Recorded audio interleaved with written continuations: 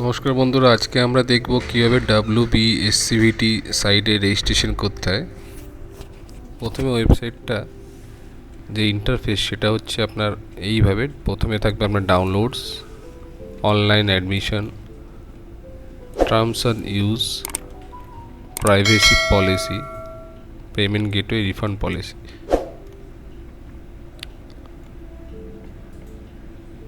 তো ডাউনলোডসের মধ্যে আমরা যে guideline for online application, information brochure, frequently asked questions, আর এদিকে আছে নোটিশ পার্ট, যেখানে আপনাদের ইনফরমেশন নোটিশ যারা থাকে সময় মতো এখানে আপডেট হয়ে আপনারা এখানে চেক করতে পারেন।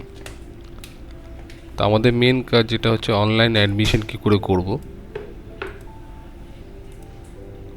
এখানে দুটো অপশান আছে, একটা আছে নিউ রেজিস্ট্রেশন আর একটা অলরেডি রেজিস্টার্ড। নিউ রেজিস্ট্রেশন যারা করবেন তারা পরবর্তীকালে সাইন ইন অপশন বা অলরেডি রেজিস্টার্ড অপশানে গিয়ে লগ ইন করতে পারবেন। তো আমি প্রথম করি new registration.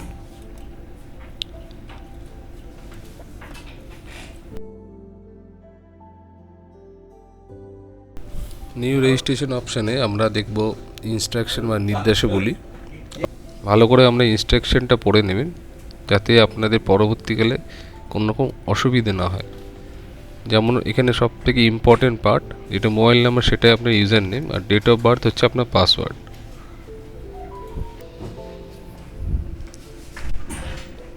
New candidate registration পেজে আমরা সবার আগে দেখতে পাচ্ছি first name, middle name, surname, father name, mother name, date of birth, Aadhaar number, mobile number, email ও জেন্ডার।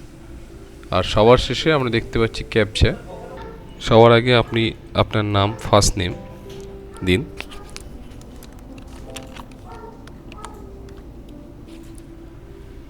তারপর মিডিল নেম,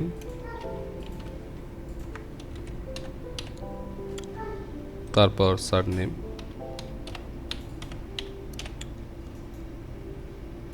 আপনার ফাদার্স নেম দিন, আপনার মাদার্স নেম,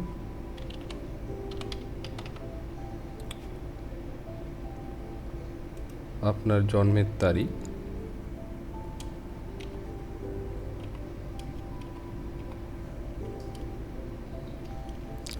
এই জন্মের তারিখের ক্ষেত্রে মনে রাখবেন আপনার এই যে ডেট অফ বার্থ, এটাই আপনার কিন্তু পাসওয়ার্ড। পরবর্তীকালে আপনি এটা পাসওয়ার্ড হিসাবে ইউজ করবেন। নেক্সট আমি যাব আধার কার্ড।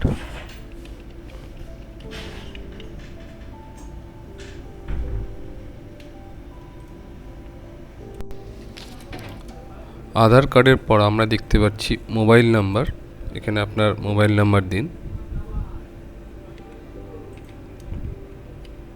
অবশ্যই মাথায় রাখবেন মোবাইলটা ভ্যালিড হতে হবে, নাহলে আপনার ওটিপি ভেরিফিকেশন হবে না।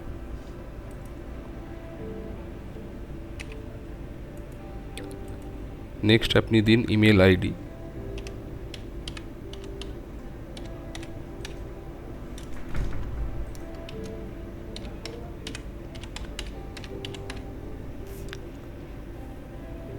তারপরে দেবেন জেন্ডার।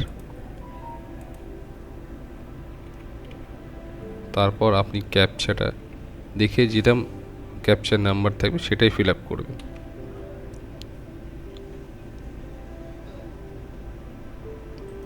তো এই হলো আমার পুরো ফর্মটি ফিল আপ করে নিলাম।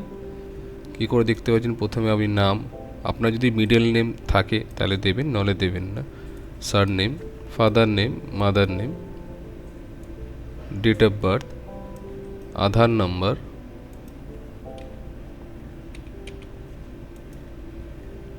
মোবাইল নাম্বার, ইমেল আইডি আর জেন্ডার। অতি অবশ্যই মাথায় রাখবেন মোবাইল নাম্বার হচ্ছে আপনার ইউজার নেম আর ডেট অফ বার্থ হচ্ছে আপনার পাসওয়ার্ড। ডেট অফ বার্থের ক্ষেত্রে মনে রাখবেন কোনো রকম স্ল্যাশ ইউজ করবেন না।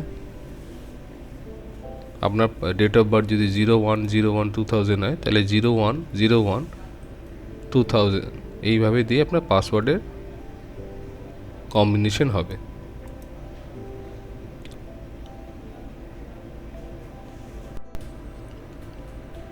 মোবাইল নাম্বার দেওয়ার পর সম্পূর্ণ ফর্মটা ফিল আপ করার পর আপনি রেজিস্ট্রেশন বাটনে ক্লিক করবেন।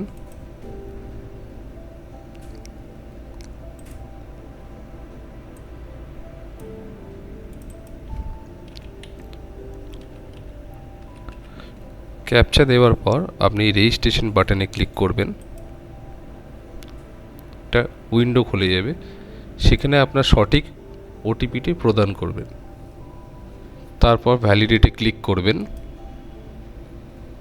ওটিপি ভেরিফিকেশন আপনার সাকসেসফুল হওয়ার পর ক্লোজ বাটনে ক্লিক করবেন। ফোন নাম্বার প্রদান করার পর আপনার পাসওয়ার্ড মানে আপনার ডেট অফ বার্থে এন্ট্রি করুন।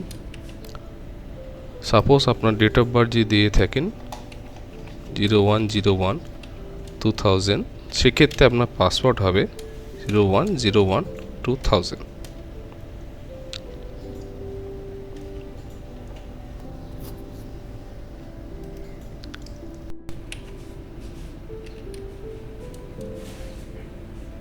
তারপর ক্যাপচা দিন। দেওয়ার পর আপনি লগইন বাটনে ক্লিক করুন।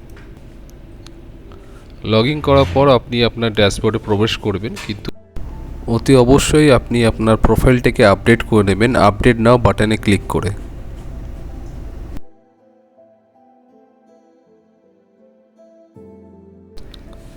এখানে আপনি দেখতে পাচ্ছেন আপনার কমন অ্যাপ্লিকেশন ফর্মটি, যেখানে আপনার নাম, বাবার নাম, মায়ের নাম,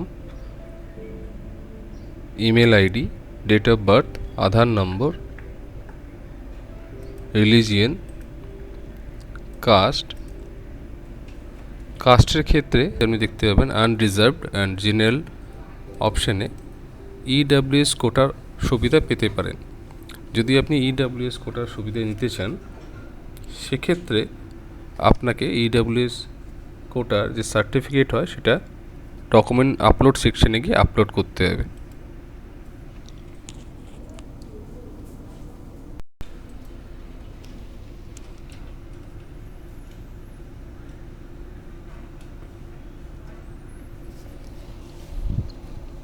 অন্যান্য ক্ষেত্রে এসসি, এসটি, ওবিসি এর কাস্ট সার্টিফিকেট অবশ্যই আপলোড করতে হবে ডকুমেন্ট আপলোড সেকশনে।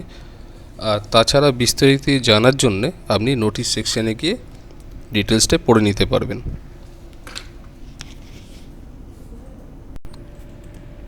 আপনার জেন্ডার, আপনি বিবাহিত কিনা, আপনার অ্যাড্রেস, আপনি কোন রাজ্যে বাস করেন, আপনার police station, post office, pincode. এখানে আপনি ভোকেশনাল অথবা পিবিএসএসসি কোটার সুবিধা নিতে চান,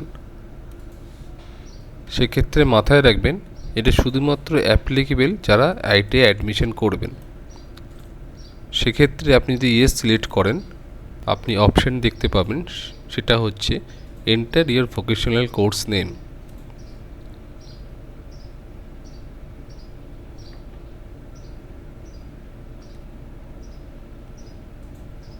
কোনো কারণে ভুলবশত আপনি যদি ডবল পেমেন্ট করে থাকেন, মানে দুবার পেমেন্ট করে থাকেন, সেক্ষেত্রে আপনি রিফান্ডের অপশান আপনি দেখতে পাবেন। দু ধরনের হয়, একটা হচ্ছে আপনি সেম যেখান দিয়ে পেমেন্ট করেছিলেন সেখানে রিফান্ড পাবো, অথবা আপনি আপনার ব্যাঙ্ক অ্যাকাউন্ট নাম্বার দিতে পারেন, যেখানে আপনার bank holder name, bank name, branch, IFSC code আর অ্যাকাউন্ট নাম্বার দিয়ে সেভ করবেন।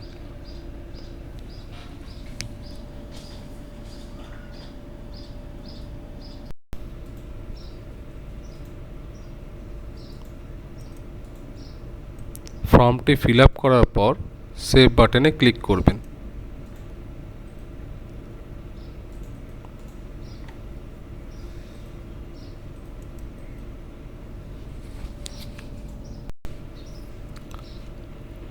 আপনি আপনার পাসওয়ার্ডটি মেন মেনুতে চেঞ্জ পাসওয়ার্ড অপশানে গিয়ে চেঞ্জ করতে পারেন। তার আগে অবশ্যই আপনি নির্দেশাবলী বা ইনস্ট্রাকশনটা একটু পড়ে নেবেন।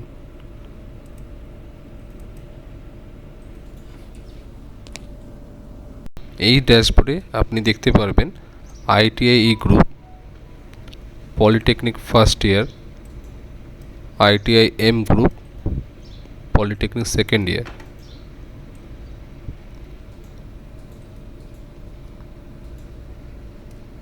তো বন্ধুরা, আজকের ভিডিওটা এই পর্যন্ত। নেক্সট ভিডিওতে আমরা দেখব কি করে ITI গ্রুপে অ্যাপ্লাই করব। বন্ধুরা, এই ভিডিওটাকে ভালো লেগে থাকলে অবশ্যই কমেন্ট, লাইক, শেয়ার করবেন। আর চেষ্টা করবেন এই ভিডিওটিকে নিজের ফ্রেন্ড সার্কেল, ফ্যামিলির মধ্যে শেয়ার করা, তাতে তারাও যেন উপকৃত হন। আর অবশ্যই চ্যানেলটাকে সাবস্ক্রাইব করবেন। ধন্যবাদ।